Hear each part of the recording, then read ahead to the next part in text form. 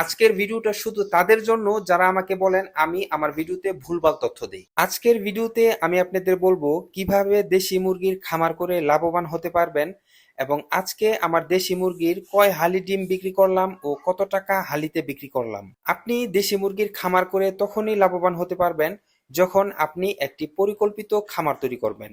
এখানে পরিকল্পিত খামার বলতে আমি শুধু সুন্দর করে মুরগির ঘর নির্মাণ করাকে বুঝাইনি। পরিকল্পিত খামার বলতে আমি বুঝাতে চাচ্ছি যে আপনার দেশি মুরগিগুলোকে কত মাস বয়সে কি কি খাবার দিবেন, মুরগি মূলত আপনি কিসের জন্য পালন করতে চান, মাংসের জন্য হলে কোথায় মাংস বিক্রি করবেন ও দেশি মুরগির মাংসের দাম কেমন যাচ্ছে।